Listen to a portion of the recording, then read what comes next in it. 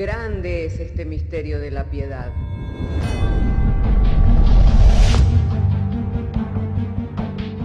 Si se destruyeran los fundamentos, ¿qué ha de hacer el justo? Porque con un solo sacrificio hizo perfecto para siempre a los santificados. Justificados por la fe, tenemos paz para con Dios. Juntamente con Él nos resucitó y nos hizo sentar en los lugares celestiales con Cristo Jesús. Fundados Y firmes en la fe, tenemos paz para con Dios. Bienaventurados los pobres en espíritu, porque de ellos es el reino de los cielos. Bienaventurados los que lloran, porque ellos recibirán consolación. Bienaventurados los mansos, porque ellos recibirán la tierra por heredad. Bienaventurados los que tienen hambre y sed de justicia, porque ellos serán saciados. Bienaventurados los misericordiosos, porque ellos alcanzarán misericordia. Bienaventurados los de limpio corazón, porque ellos verán a Dios. Bienaventurados los pacificadores, porque ellos serán llamados hijos de Dios. Bienaventurados los que padecen persecución por causa de la justicia, porque de ellos es el reino de los cielos. Bienaventurados sois cuando por mi causa os vituperen y os persigan, y digan toda clase de mal contra vosotros mintiendo. Gozaos y alegraos, porque vuestro galardón es grande en los cielos.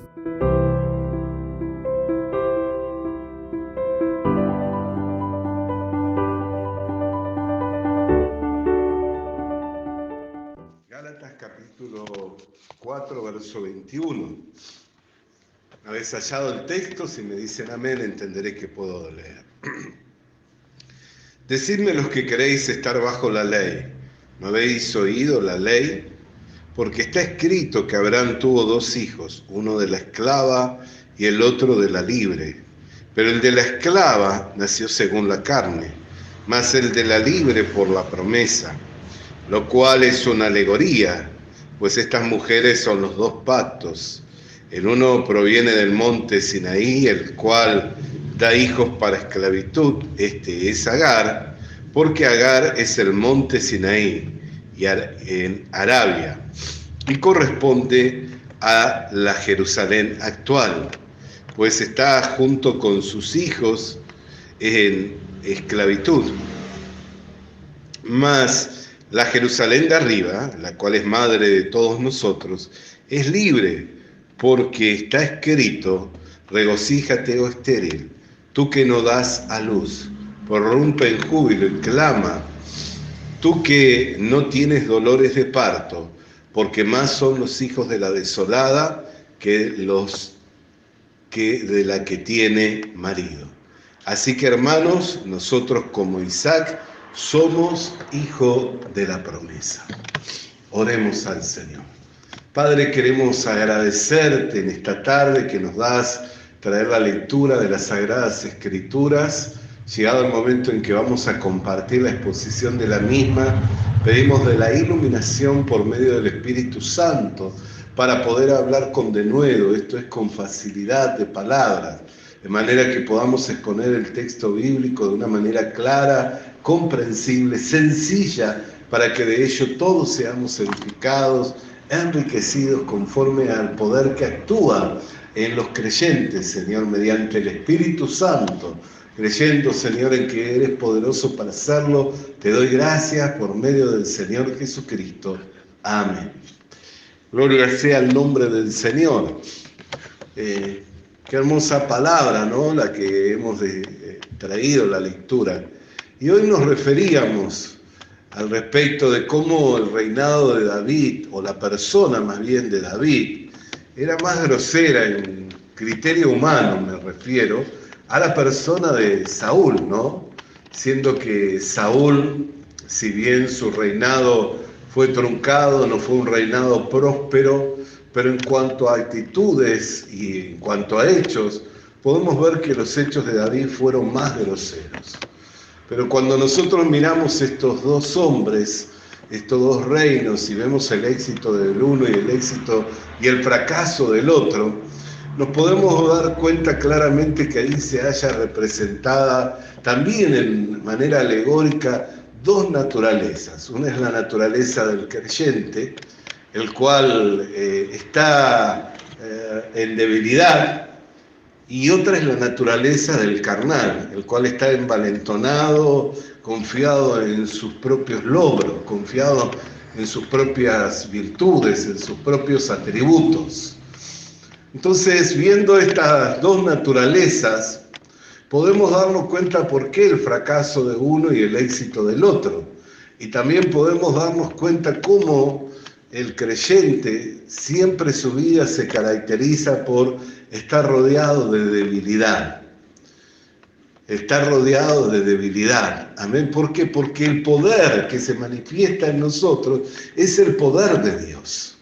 Y el poder de Dios se manifiesta en la debilidad del hombre. Y esta es la voluntad, este es el deseo de Dios para con la humanidad. Esta es la voluntad y el deseo de Dios para con el hombre. Una palabra muy clara que nosotros hemos recibido en este mismo lugar es cuando el Señor Jesucristo dice que el Hijo del Hombre no vino para ser servido, sino para servir. Sin embargo, vemos el concepto en tantas partes del mundo, dentro de lo que es la iglesia cristiana, el fuerte hincapié a servirlo al Señor, cuando en realidad es Él el que quiere servirnos a nosotros. Y no busca ni se complace en que nosotros le sirvamos a Él. Amén. Sino que Él es quien quiere servirnos a nosotros y quiere manifestarse por medio nuestro. Cuando el apóstol Pablo habla de su ministerio, siempre él habla de una vida que está escondida con Cristo en Dios. Siempre él habla de que ya no vivía él, sino que vivía Cristo en él.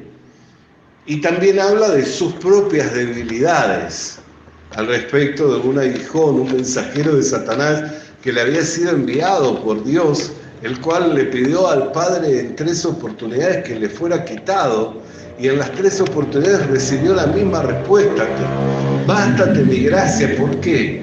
Porque mi poder se perfecciona en la debilidad. Entonces más bien me gloriaré de mis debilidades, porque cuando soy débil, entonces soy fuerte. La naturaleza del creyente está rodeada de debilidad. Por eso hoy nosotros veíamos al rey David y el éxito que David tenía. ¿Por qué? Porque él comprendía su naturaleza. Dice, en maldad fui formado y en pecado fui concebido. O sea, hablaba de una naturaleza que estaba sometida, una naturaleza esclava de concupiscencias, de malos deseos. Pero confiaba en Dios, que si le lavaba sería limpio, que si le limpiaba sería más blanco que la blanca lana. Por eso es que al entender su propia naturaleza, podía salir adelante por medio de la fe apoyándose en Dios. Y siempre el diablo va a atentar contra nosotros en cuanto a ¿qué? En cuanto a querer ensalzarnos, en cuanto a querer que levantemos nuestro orgullo, levantemos nuestro ego, o también va a atentar contra nosotros en querer hacernos creer que somos débiles. Y ciertamente somos una cosa y también la otra, porque por naturaleza somos orgullosos y también por naturaleza somos débiles. Pero cuando hablamos del poder, no estamos hablando del poder que nosotros tenemos como si por nosotros mismos fuéramos alguien o algo, sino que estamos hablando del poder de Dios. Por eso es que quienes llegamos a la comprensión de estas cosas, podemos vivir en una libertad y podemos descansar de nuestras obras. ¿Por qué? Porque ya estamos viviendo en el Espíritu. Al vivir en el Espíritu, estamos viviendo por el mismo poder que lo levantó a Jesucristo de entre los muertos, victorioso, dándonos de su victoria. Amén. Bendito sea el nombre del Señor. Entonces, llegado al texto bíblico el cual hoy nosotros hemos leído, vemos que esto va en contra de la naturaleza y esto va en contra de la posibilidad de que una mujer pueda concebir y pueda tener hijos. Dice, más son los hijos de la desolada que de la que tiene marido. nosotros sabemos que para que se pueda engendrar, se pueda concebir un hijo, ¿qué necesita una mujer? Ser fertilizada por medio de su marido. Amén. Entonces, la desolada, quien es la mujer desamparada, ¿cómo podría tener hijos? Sin embargo, aquí está hablando alegóricamente. Está hablando de dos pactos. De uno que te representa al monte Sinaí, que está en Arabia, en la actual Jerusalén, la cual engendra hijos para esclavitud, que es el pacto de la ley, y el otro es el pacto de la gracia, y habla de la Jerusalén celestial, de donde nosotros esperamos la ciudadanía, de donde tenemos nuestra ciudadanía y de donde esperamos la promesa del Señor. Amén. Ustedes recordarán días pasados que cuando mirábamos Apocalipsis, ¿qué le dijo el ángel a Juan? Ven, sube que te mostraré la desposada. Y cuando echó a mirar, ¿qué miró? Una ciudad. O sea, le estaba hablando de la desposada, le estaba hablando de esta, de quien habla Gálatas. Amén. ¿Y qué es lo que vio? Una ciudad, la nueva Jerusalén. Por eso dice que representa los dos pactos. Uno es terrenal y el otro es espiritual o del cielo. Y dice, uno engendra hijos para esclavitud y otros engendra hijos según la promesa. Amén. Entonces podemos mirar, hermano querido, como decíamos, en cuanto a que es imposible humanamente que una mujer desolada pueda tener más posibilidades de tener hijos que una mujer que tiene marido. Sin embargo, ¿de qué está hablando? De un poder, el poder de Dios, que viene con su palabra, que viene con su promesa. Amén. Que actúa en ¿quiénes? En nosotros los creyentes. Amén. Actúa en nosotros los creyentes. Por eso es que nosotros vemos que hemos entrado a una familia, la familia de Dios. Hemos recibido una herencia incorruptible en los cielos. Fuimos hechos ciudadanos de ese reino de los cielos, y no por obras que nosotros hicimos, sino por una promesa. Al haber creído a la palabra del Evangelio, a la palabra verdadera del Evangelio, fuimos sellados con el Espíritu Santo y recibimos la adopción de ser hechos hijos de Dios. Entonces, ¿qué hicimos? Creímos. Por eso dice que la palabra actúa en nosotros, ¿quiénes? Los creyentes. En el Evangelio es poder de Dios para salvación. Primeramente al judío y después al mundo todo. Pero actúa en ¿quiénes? En los que se salvan, en los que hemos creído. Amén. Para el resto es locura. Por eso cuando miramos esta alegoría decimos, ¿cómo puede ser que sean más los hijos de la desolada? Se supone que una mujer que ha sido desolada es porque es una mujer abandonada. No tiene posibilidades ninguna. Sin embargo, entonces, ¿qué es lo que obra? ¿Qué es lo que actúa en esa mujer? Y cuando hablamos de estas dos mujeres, claramente la Biblia nos habla de ¿qué? De dos pactos. Nos habla de dos pactos. Amén. Del pacto de las obras y del pacto de la gracia.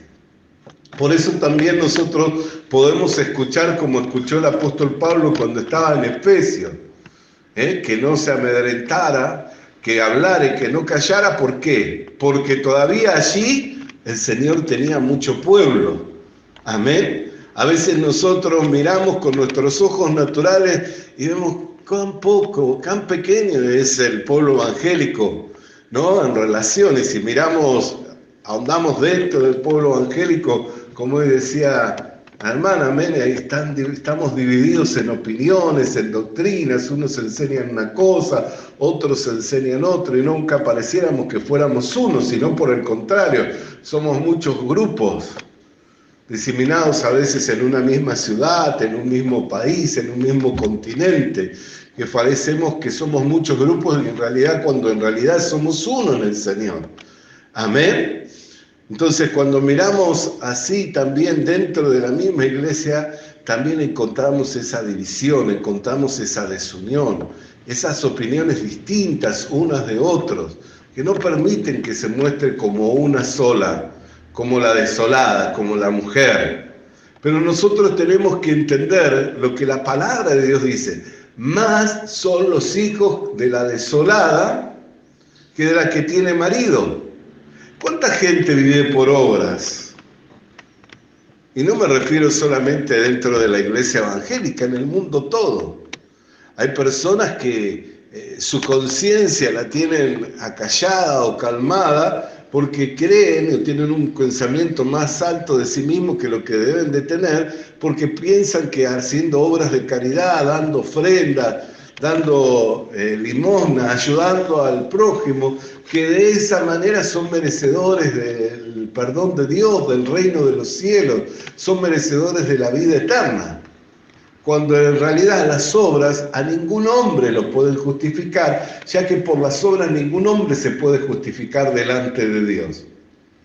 Entonces, si nosotros miramos cuánta gente se apoya en obras, no solamente dentro de la iglesia evangélica o cristiana, en el pensamiento del hombre, de alguna manera se apacigua su conciencia, se calma su espíritu cuando hace una buena obra. Sin embargo, esa obra no lo puede llevar a la vida eterna, no lo puede llevar al cielo. Esa obra no lo puede justificar delante de Dios, porque por obra ningún hombre puede ser justificado. Entonces, cuando nosotros miramos, pareciera que son mucho más los hijos de la que tiene marido, o sea, de los que viven por obra, que de la desolada, que son los hijos de la promesa, los que viven por medio de la fe. Pero no es así lo que dice la Escritura. Y si somos hijos de la promesa, ¿cómo nosotros debemos vivir? ¿Por lo que ven nuestros ojos o por la palabra de Dios? Por la palabra de Dios. ¿Por qué estoy compartiendo esto? Para que podamos salir adelante, para que podamos avanzar en la fe, para que podamos compartir con diligencia, para que podamos compartir con denuedo el Evangelio sin miramiento. La palabra denuedo tiene dos significados, dos direcciones. Una es con facilidad de palabra y la otra es sin miramiento, o sea, sin tener en cuenta quién es la persona que está delante, que mayormente casi siempre es el primer estorbo a la hora de hablar.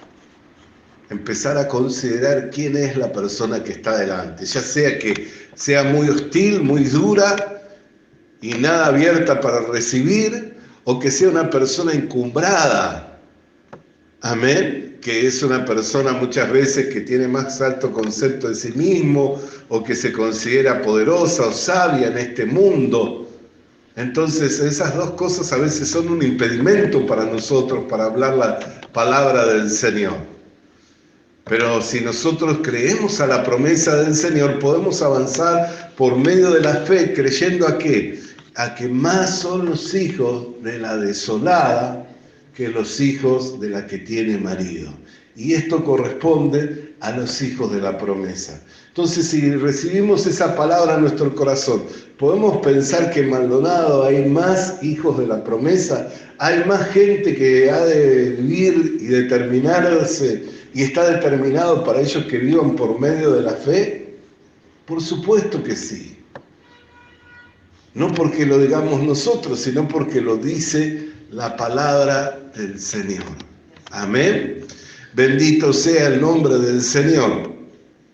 Y dice la Escritura, así que, hermanos, nosotros como Isaac somos hijos de la promesa. Y fíjese lo que dice el verso 29. Pero como entonces el que había nacido según la carne perseguía al que había nacido según el Espíritu, así también ahora. Mas, ¿qué dice la Escritura? Echa fuera a la esclava y a su hijo, porque no heredará el hijo de la esclava con el hijo de la libre. De manera, hermanos, que no somos hijos de la esclava, sino de la libre. Entonces, trayéndolo a nuestras vidas, nosotros constantemente tenemos que estar echando fuera el pensamiento de que vamos a llegar a agradarle a Dios por las obras que hagamos. Constantemente tenemos que desechar el pensamiento de que si voy a la iglesia, si sirvo, si ofrendo, si hago oración, entonces voy a agradarle al Señor. Nosotros no le agradamos a Dios por las cosas que hagamos. Nosotros le agradamos a Dios, ¿por qué? Porque tenemos olor fragante de vida.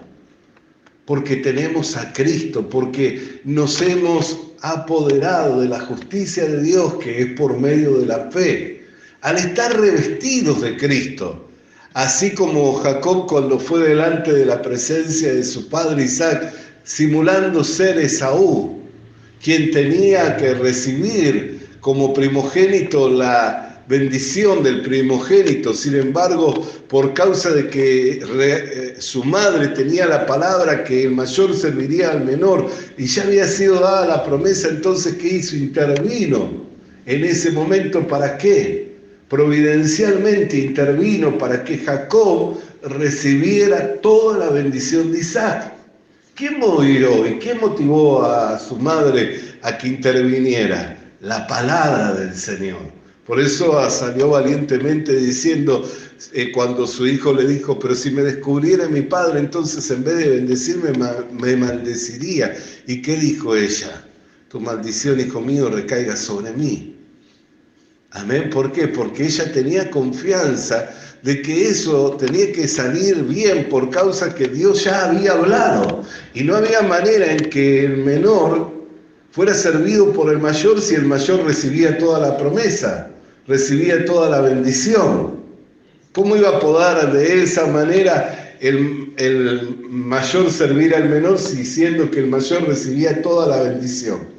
No había manera. Entonces providencialmente tuvo que intervenir. Pero eso también es una alegoría, mostrando que nosotros, al igual que Jacob, estamos revestidos de Cristo y salimos delante de nuestro Padre Celestial, no con nuestra imagen, sino portando la imagen de Jesucristo.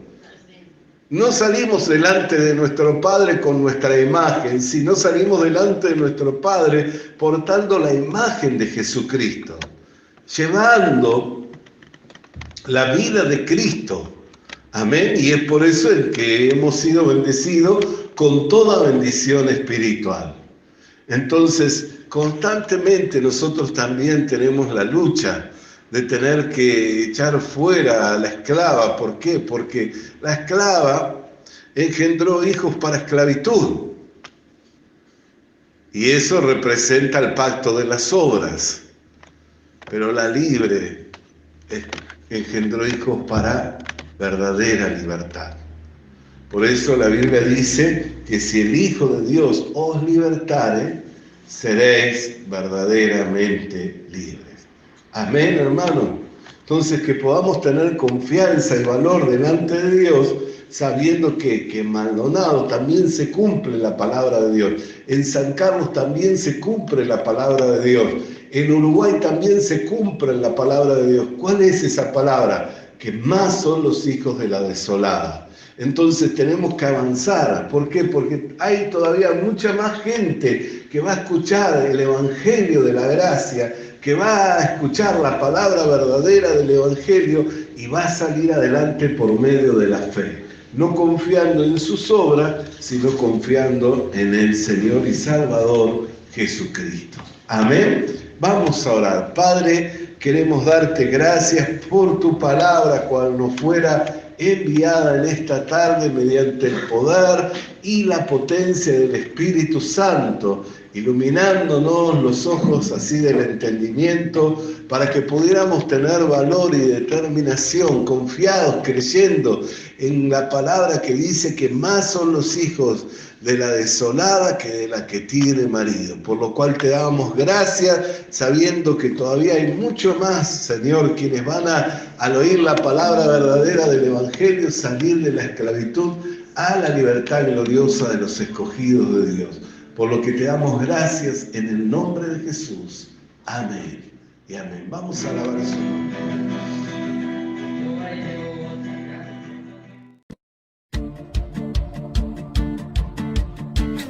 Visita nuestras redes sociales. Suscríbete activando la campanita. Comparte con nosotros el mensaje de la palabra de Dios.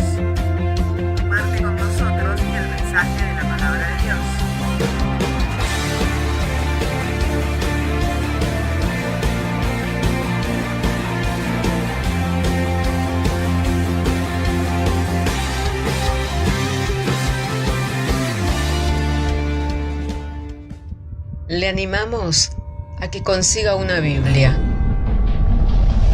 porque en ella encuentra la mente de Dios, el estado del hombre, el camino de salvación, la muerte de los pecadores y la felicidad de los creyentes.